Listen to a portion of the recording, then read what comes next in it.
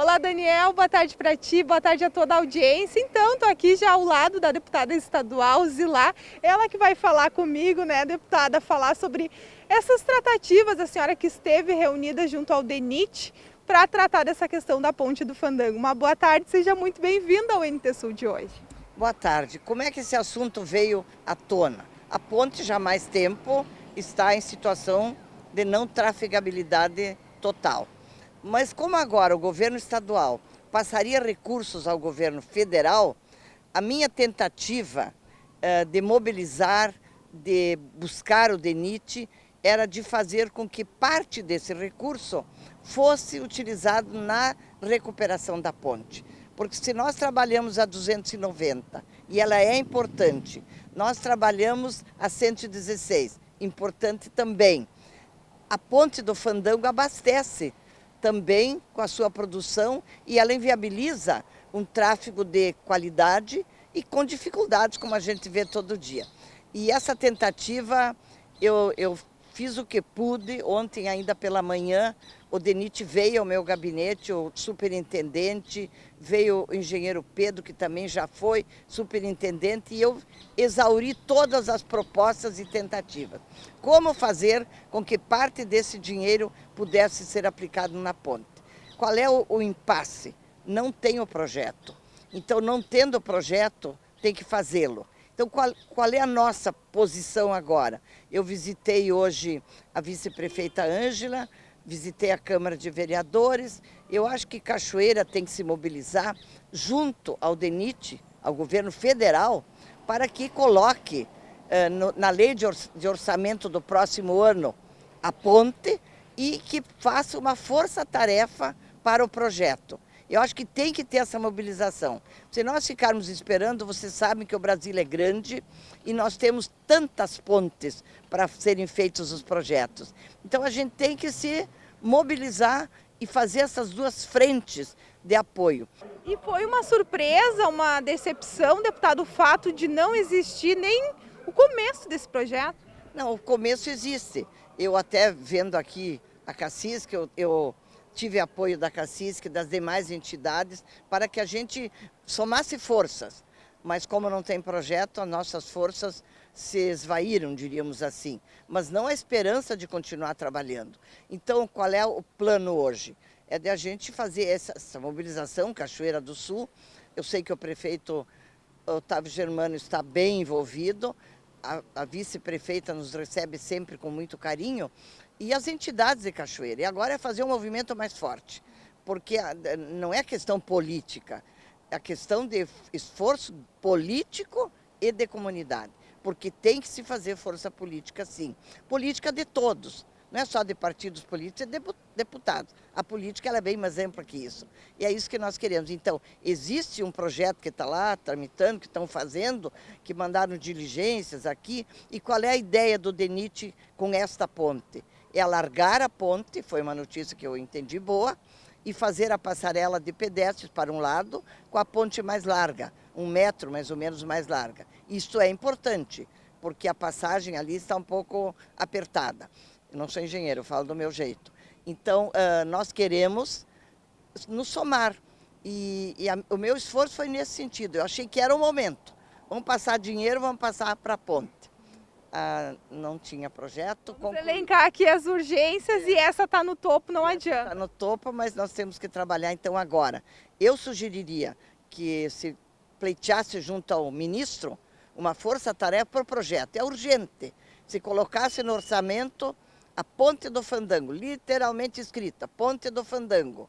E daí, claro, se continuasse trabalhando pelo recurso. Até porque a gente sabe que, né, a fissura lá, a rachadura, como queiram, não foi ontem que ela surgiu, né? Já se tem aí meses disso tudo e aquela coisa, né, velha história a passos lentos. Eu coloquei, inclusive, é uma ponte que não pode ter carga maior. Quando foi construída eram 24 toneladas, hoje nós sabemos desse peso desses caminhões que passariam se ela tivesse trafegabilidade. E eu coloquei tudo isso para o Iratã. Eu disse, olha, a volta que os caminhões têm que fazer quando saem da balsa para entrar na estrada, ela não é possível. Muitas vezes tem que se botar patrola ou outra coisa no trator para puxar. Geralmente patrola porque são caminhões pesados. Não pode se fazer o transporte de uma riqueza como nós temos. E se levantou outra questão também que eu acho oportuno aqui colocar. Nós paramos com a nossa mobilização, eu sei porque eu me envolvi muito nisso, na ferrovia e na hidrovia. Não agora dizer que estamos deixando a ponte é isso está colocado. Mas não podemos deixar de discutir a hidrovia, porque 80% da madeira que vai para a empresa de celulose de Guaíba vai passar pela 290. Então, precisaria que nós tivéssemos mais uma alternativa de transporte. Qual é a notícia que nos deram da ferrovia? Que a ferrovia Norte-Sul vai ser licitada em concessão. Então, não vai ser do governo, seria uma concessão. Foi o que o superintendente, o DENIT, falou. Outra questão que eu coloquei, troca governo, troca todo mundo. Não, o DENIT, ele tem uma equipe de funcionários que fazem o rodízio. Então, todos sabem da necessidade dessa ponte, da necessidade de trabalhar a hidrovia. E é uma luta, eu acho que a gente não pode desanimar. E outro fato muito importante, né, deputada, é que daqui a pouco as pessoas digam, não, mas isso é responsabilidade do governo federal, tá lá, são deputados federais. Quem está aqui no Rio Grande do Sul tem que se preocupar com, digamos assim, com o que tem de verba, né, e o que é de competência e fechar os olhos para isso. Mas aí, sim, aí a coisa realmente não vai andar de verdade. Porque nunca o governo estadual teve a possibilidade de passar um recurso para o federal. E está uma polêmica, isso ainda não é uma coisa decidida. Mas como existia essa possibilidade, então por isso que a gente levantou essa questão. Nós também fomos atrás hoje pela manhã de saber como é que andava o recurso para 403 e o trecho de Rio Pardo que havia necessidade de trocar a empresa. A empresa, então, já rompeu o contrato que não estava realizando a obra e agora estão chamando a primeira. Agora a segunda, que parece-me que desistiu, vão chamar a terceira empresa. Falei com o presidente do DAIR, para que também nós tenhamos mais uma alternativa, que é a 403. Só que hoje não tem lá e não tem cá. A gente vê agora de uma safra de soja, arroz, a dificuldade imensa relatada pelos produtores de como transportar e levar isso, principalmente para o porto, né? Aí não adianta ter uma safra que fica parada, que daqui a pouco não tem sequer acesso às principais cooperativas. E ainda falando sobre a 403, aqui que muito bem a senhora citou, o próprio DENIT coloca esse como caminho alternativo, mas que não dá nem para citá-lo quando se pensa em chuva, né? Porque é impossível uma carreta, inclusive a gente já trouxe isso em reportagens, passar carregado por ali. É realmente intrafegável. Não dá para achar que a alternativa que não está pronta seja uma alternativa economicamente viável. Porque nós temos um custo, dentro do custo, é um custo logístico na nossa produção. E hoje ainda a gente via que foi uma safra que superou a todas. Depois tivemos a estiagem, mas a safra anterior, ela foi de recorde. E nós temos toda essa possibilidade. E desde lá, do norte do estado, passa tudo e chega aqui, na 290, na 116. E se nós tivéssemos também trabalhado mais a hidrovia, e tem um problema no caminho, parece que tem que detonar alguma coisa, mas hoje existe tecnologia, nós não podemos achar que alguma coisa possa impedir o investimento, mas a gente precisa colocar como prioridade. E essa também é uma prioridade, mas agora temos que focar nesta ponte e continuar trabalhando pelas outras.